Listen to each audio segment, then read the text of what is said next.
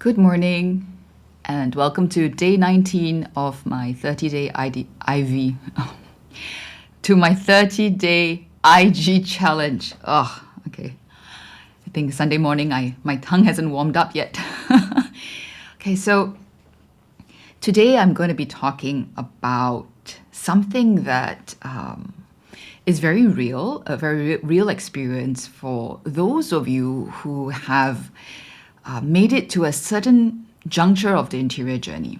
Okay, so I haven't yet really broken down during this 30-day live what the stages and the seasons of the interior journey are, but I have made some mention of these stages in previous posts and previous videos. You can go and search and look them up. But I will revisit this today because I had a question come in yesterday from someone who asked, a really heartfelt question. So let me bring this question up. So this interior pilgrim says, at times I experience loneliness and a sense of disconnectedness with the exterior world and my relationships when I'm on the interior journey. A bit like I'm in a kind of purgatory. It feels like growing pains. For example, like being aware, growing out of old norms and patterns, but not quite where and who I want to be, right? So kind of like I've left something and not arrived in another place yet. And I have to resist the urge to fix myself. So there's a sense of feeling disconnected and displaced, right? And the question continues. I heard in one of your episodes or lives that this was the case for you too, and that it's to be expected in the interior journey. What does one do, or how can one be, to keep on this journey when it gets so tough and lonely?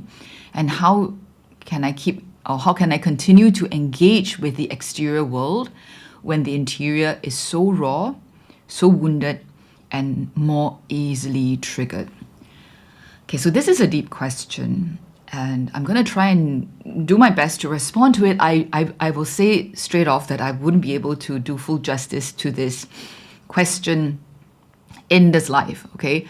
In a different context, if this was within a coaching container, for example, and we had more time, I can break this down a lot more for you. But just to give you a sense of the lay of the land and how to begin to look at this, I am pretty sure I can actually cover quite a bit even in this live, all right? So I'm going to address primarily why is it that we feel disconnected, or why is it that you're feeling disconnected? And it is normal.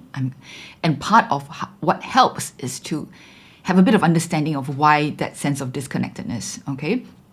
And then I'll briefly look at the practical thing about what can you do to continue to engage with the exterior world when the interior is so raw and so wounded and so easily triggered.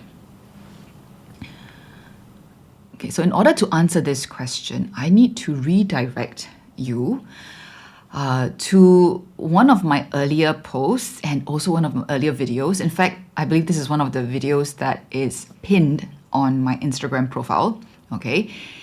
And that video, I explain the 4 seasons of the interior journey.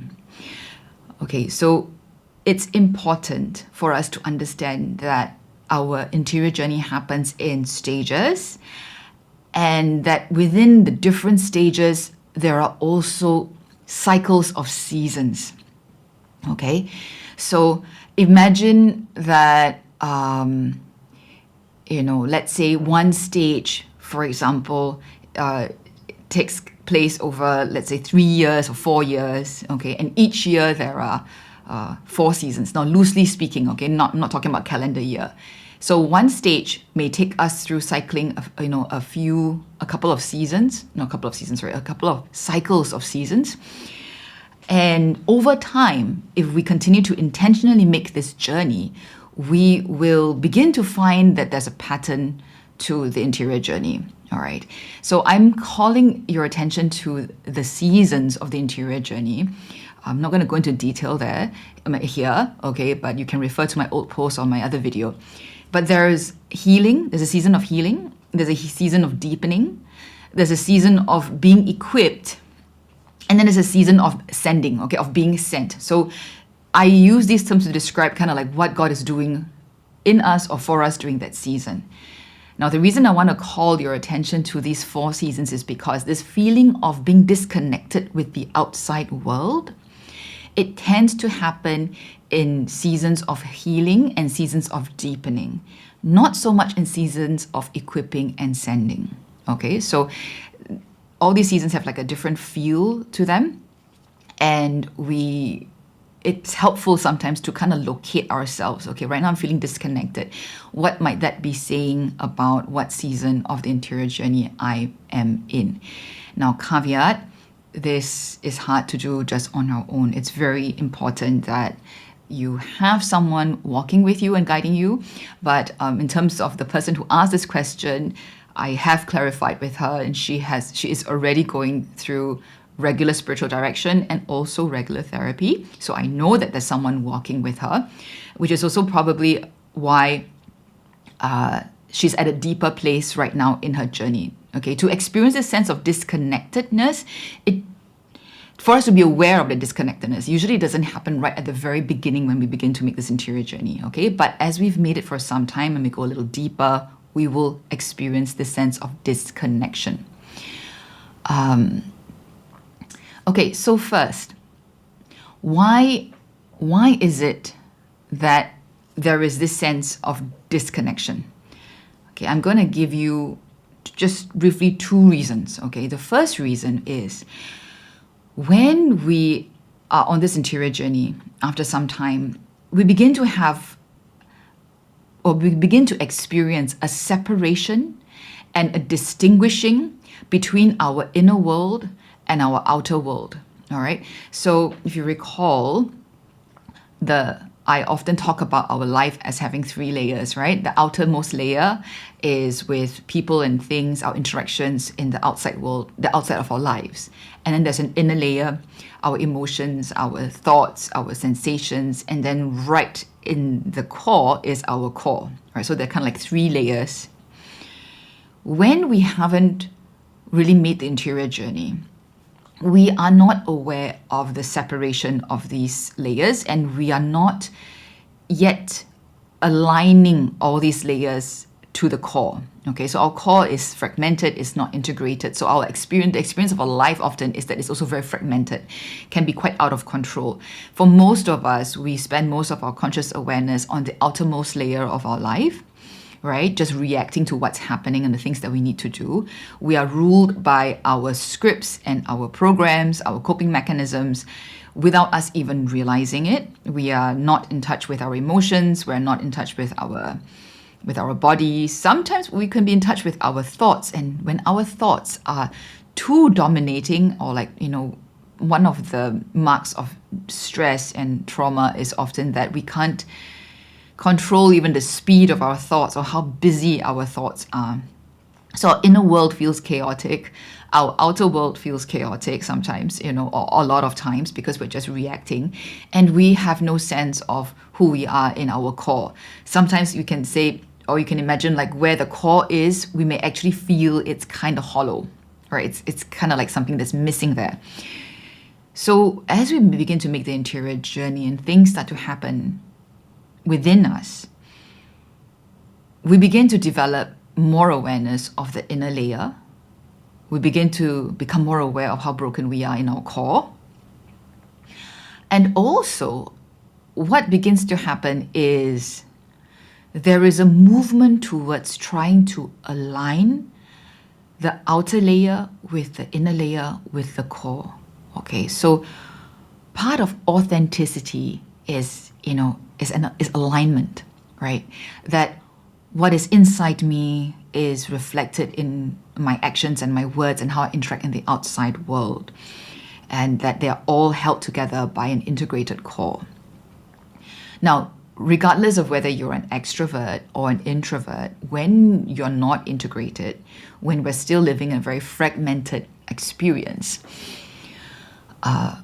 the inner world and the outer world, they are not aligned. Okay, whether you're an introvert or extrovert, most of the time what happens is we live out of our personas, right? What does that mean? Living out of personas means that, in a sense, what people see, what people experience of you is you're putting on a bit of a show.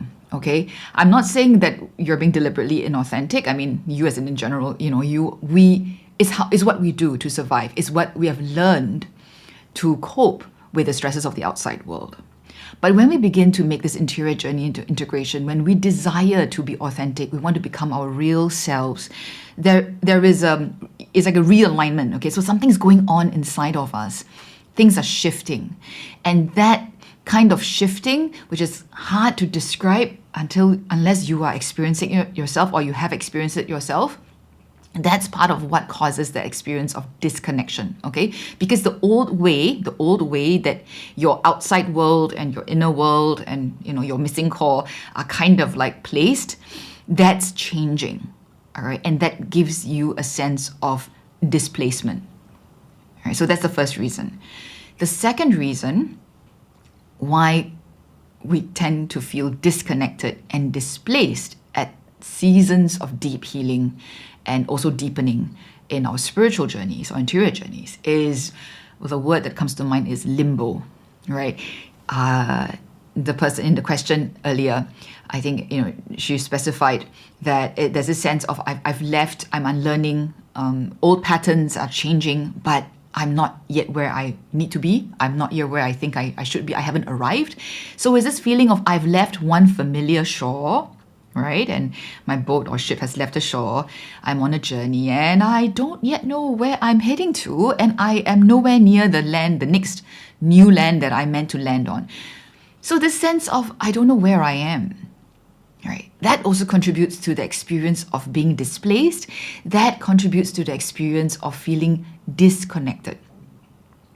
So what made sense before, in an earlier time in our journey, somehow doesn't seem to make sense anymore. That's part of the displacement and the disconnection. All right. And when that's going on, there's a lot of stuff going on in our internal world. Right. It's hard to be present to what's going on in our inner world and at the same time be present to what's happening in the outside world and the external layer of our lives, in our relationships and people. So that's also why you feel that disconnection, all right? Because now the energy is being drawn into shifts and healing that's happening at the core and at the inner layer. And so it's hard, especially at the start, for us to be able to be present and attuned to both what's going on inside and what's going on outside of us, especially when the habitual ways that we show up in the outside world will still tend to be from our scripts and our patterns, okay? Because that takes a long time to rewrite, right? So that takes a long time to rewrite. So that's also why that internally you feel this split, all right? Okay, I want to share a theory that had helped me understand why there are these big shifts in my own interior journey, okay? And I hope this will be helpful. You don't have to worry. You don't have to go and read the book. You don't have to. Okay, I'm just citing the book so that you know where I'm coming from. Okay, so the book is actually originally written in the 1960s. It's a philosophy of science and history of science book. Okay, it's called The Structure of Scientific Revolutions by Thomas S. Kuhn. Okay, The Structure of Scientific Revolutions. So why am I bringing up scientific revolutions or the structure of scientific revolutions? It's because so Thomas Kuhn's thesis is that scientific practice alternates between periods of normal science, okay, and revolutionary science. Okay, normal science and revolutionary science, meaning that there are long periods of normal science in which scientists they subscribe to common assumptions, right? Common ideas of a large body of knowledge, of interconnecting knowledge and methods and assumptions. So there are all these shared methods and assumptions, and these shared assumptions make up a certain paradigm. And so the development of normal science happens in this paradigm, all right? But then there are times in which the current paradigm just isn't sufficient to explain what is being experienced or what is being discovered in science anymore. And then there are times then that there will be these revolutions, okay? So from normal science, there's a break and there's a period of scientific revolution. For an example, the Copernican revolution, it's earth-shattering, right? It's a whole paradigm shift about what's the center of the universe. So the revolution, the time of revolution, is the equivalent of a paradigm shift. And the paradigm shift, when that happens, is a phase in which the underlying assumptions of the whole field, they are re-examined. Underlying assumptions that were accepted without question during the period of normal science, they are now being questioned, they're being tested again, some of them will be thrown out the window, and we need an entire new paradigm. An entire new paradigm has to be established. It's like a new horizon. It's a big shift, right? And then after a revolution, suddenly now with a new paradigm, we look at the data again and begin to make sense of the data under this new paradigm. And that is the development of science, according to Thomas Kuhn. If you look at the history of science, right, there are these different phases and it keeps moving through these phases. I like this theory, or I'm using this theory because I think it actually helps to explain the experience of the interior journey. Okay, because we in this interior journey also have the experience of phases where we start working with certain assumptions that are handed down to us, whatever it is that we learn, and we want to make progress. We want to come to draw closer to God, right? We want to draw closer to Christ, and we want to understand ourselves more. At some point, though, we hit a wall, and we realize that what we know up to this point is not enough to bring us further. And usually there is a spiritual kind of revolution that happens. It's a conversion experience, okay? So it's a conversion experience. And conversion experiences often feel like a paradigm shift, right? Underlying assumptions that you have subscribed to before the conversion no longer applies. And you need to develop a new set of assumptions that fit into the new paradigm. And the thing is, for interior journey pilgrims who continue to make the journey, this isn't a one-time thing. We will have multiple paradigm shifts in our journey. One of the signs that your spiritual life is alive and well is that it's dynamic, and that every now and then, it could be a few months, could be a few years, you will experience that something is shifting. Hey, you will experience that something is shifting. And what worked before doesn't work now, right? And every now and then, as we cycle through the seasons of the spiritual journey, you will experience that disconnect, okay?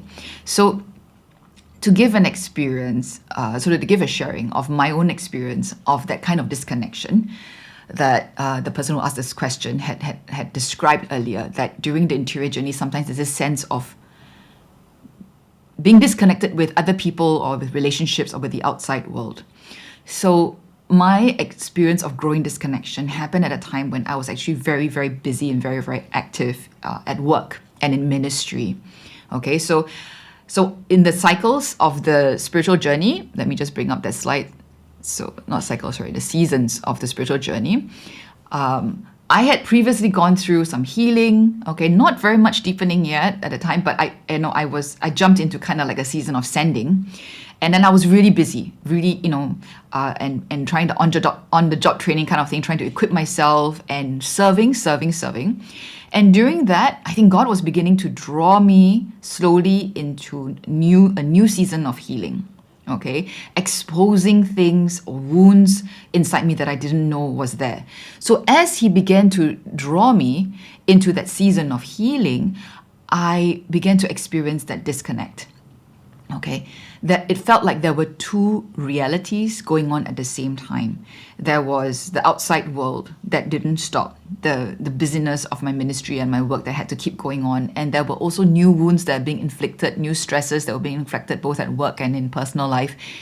But at the same time, there's growing awareness of like a parallel journey going on that's in my inner world that nobody really knew was going on, and it felt very strange. And I think this is what the person who will ask this question is referring to, about that sense of disconnect, and feeling like You can't really pay equal attention to both what's going on inside and what's going on outside. So you try, right? I mean, for me, I try. So the daily times of prayer, I had to increase the amount of time of silence, of solitude, in order to have space to process these two parallel realities that were happening, okay? So what do you do during this kind of phase? So earlier the question included, let me just bring out that last question. How do I continue engaging with the exterior world when the interior is so raw and so wounded, right? What do we do when it gets so tough and lonely? Okay, so there are multiple, the different kinds of answers that are possible for this. So today, in today's response, I will focus on what can you do with yourself, okay? With yourself that can help during this kind of season where you feel very disconnected. It's very simple. Not easy to do, but simple. Prioritize silence and solitude as much as possible.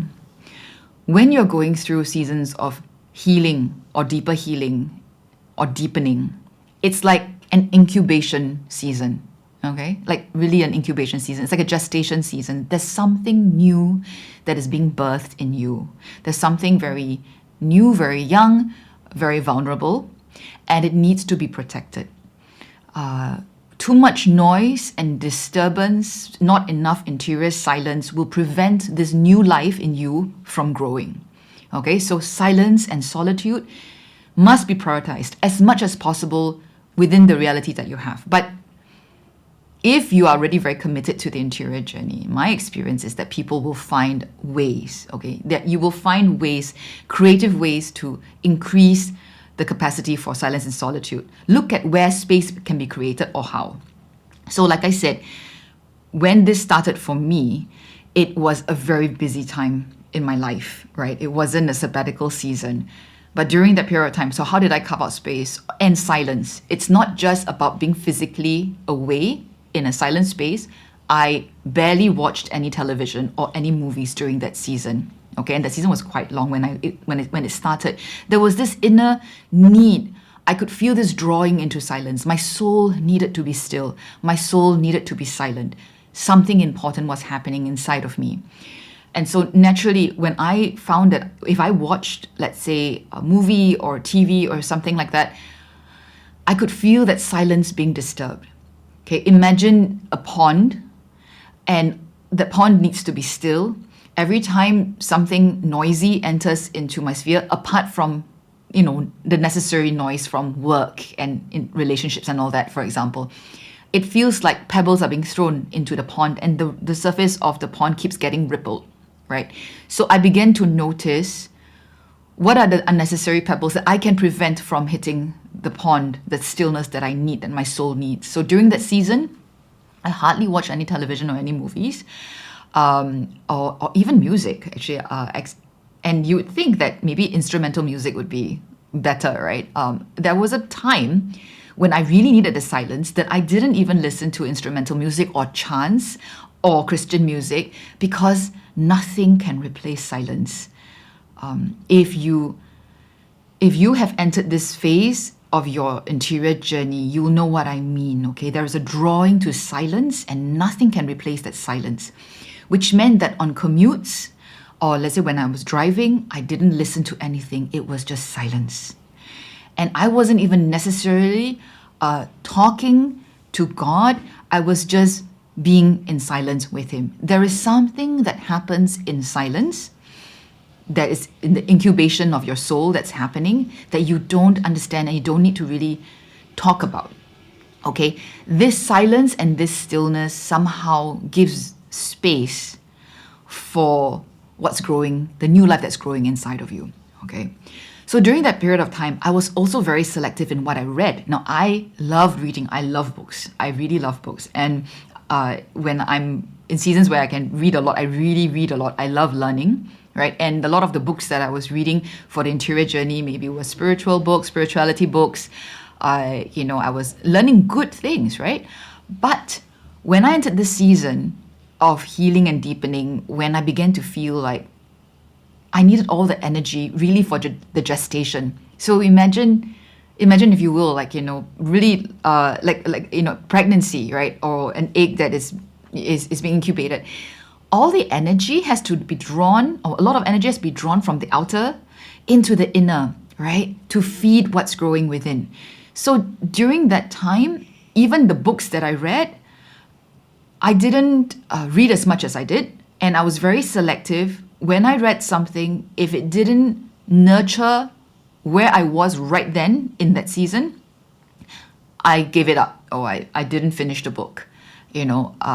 Whether it was whether it's podcasts or courses. I also didn't really attend a lot of courses. I was very selective, because you begin to develop a sense as to what helps to nurture the new life that's growing inside you, the new spiritual life that's growing on inside you, and what is disturbing it. Now, this is very important.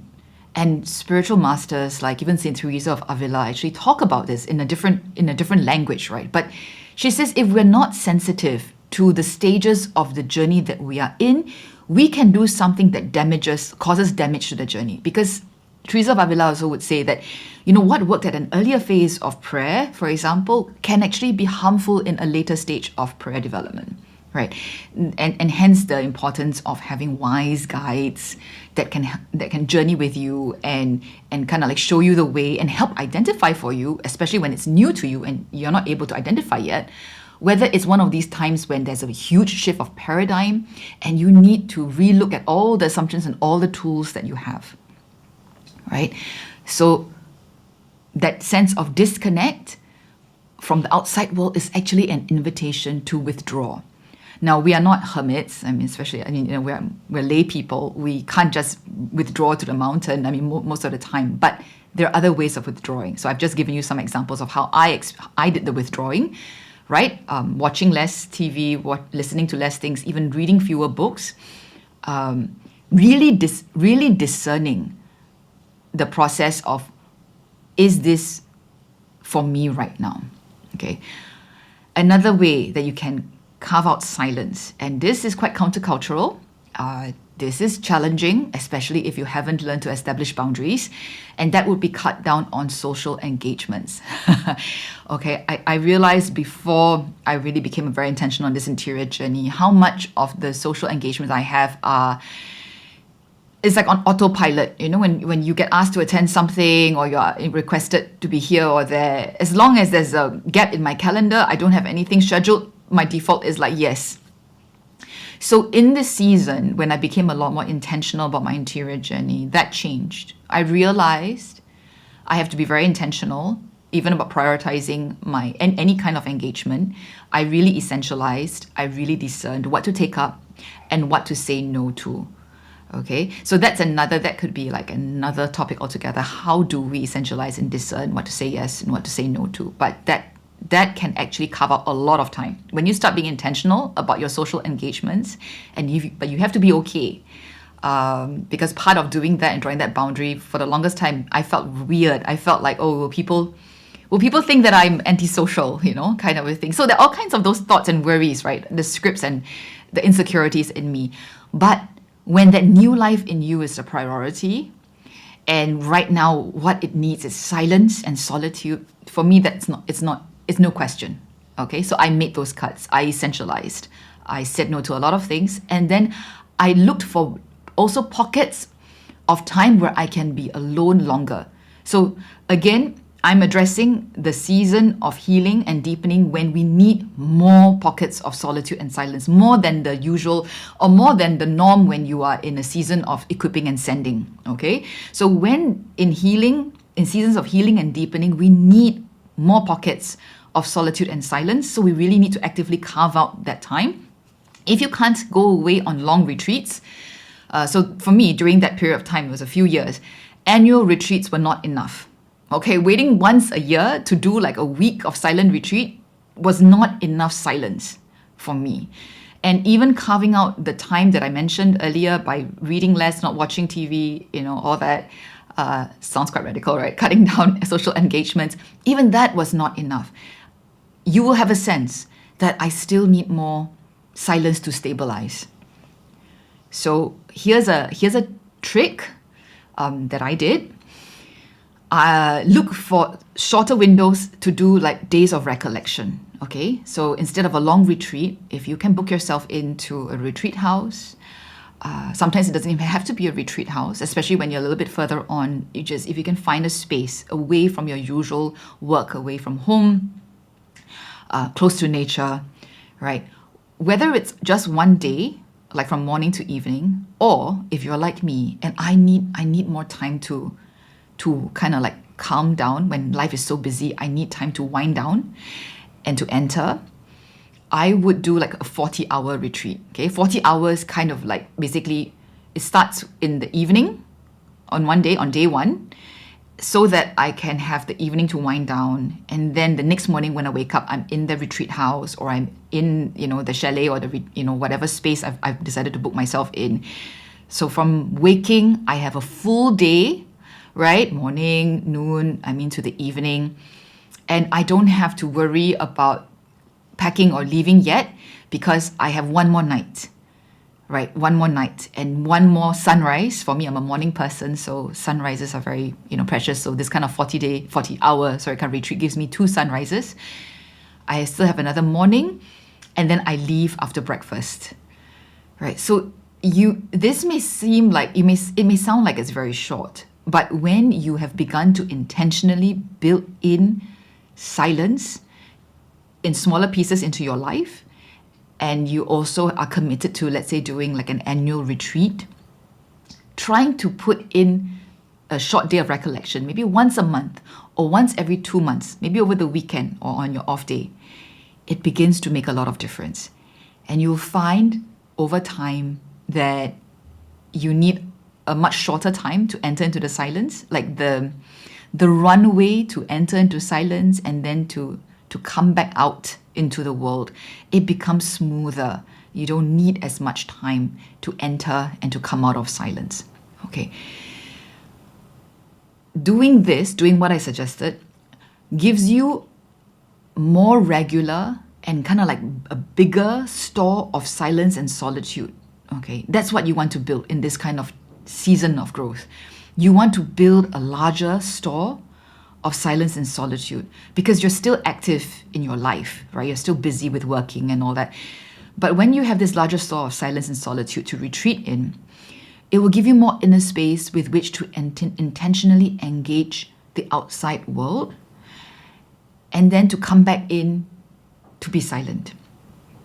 Okay, to just rest. You don't have to really actively process everything that happens in the outside world. That's another thing to bear in mind. When we are interior pilgrims who are first and foremost, let's say, disciples of Christ, a big part of the interior journey is mystical. Okay, a big part of the interior journey is not within our awareness, it's not within our intentionality or within our control, even within what we're called to respond to. It's just a sliver in which we're called to respond to. That feels a lot for us already, but there's a lot more that is going on. In fact, the most powerful and deeper stuff that's happening, usually we have no idea what's going on. And that's where silence and solitude is very powerful and very important. It allows us to just be still and let whatever God is doing happen inside us. Okay. By doing this, by prioritizing silence and solitude, you will find that experience of being disconnected from the outside world, over time, you can navigate it a little better. You will accept it. It's part of the norm. Okay, in the seasons of healing and deepening, you will kind of like feel like I'm disconnected, and that's a good thing because the invitation is to solitude, is to silence. All right, so that's what I can offer you. The finer points of how much and when, that's the day-to-day ongoing discernment and that you need to make, maybe with your spiritual director, etc. Okay, but rest assured that because our journey happens in seasons, when you come out of the season of deepening, when the Lord begins to draw you into a new season of being equipped, getting ready to send you out, that feeling of disconnectedness decreases, okay?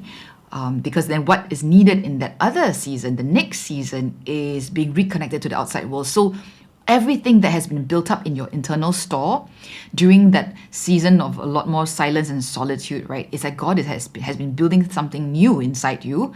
And then in a season of equipping, that gets strengthened and becomes a bit more externalized. You begin to see and make it more tangible what has grown inside you. And then in the next season of sending, usually, which is a season where you are going to be more actively engaged with the outside world, you will find that you don't feel that disconnected most of the time. But there will still be pockets where, because the interior life is still happening, the interior journey is still happening, that you will feel that disconnection.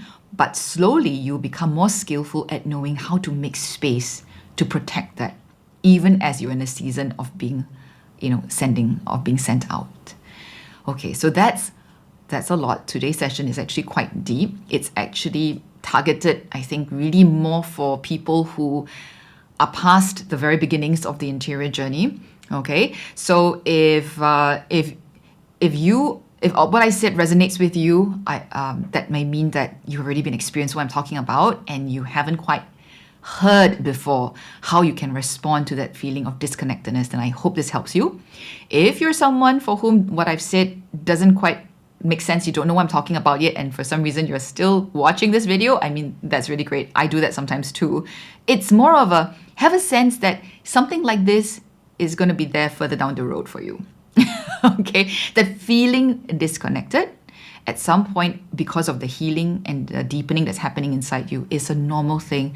There's no need to be worried or scared, but do pray that the Lord leads you to the right people, the right resources, the right spiritual director for that season, so that you are not alone.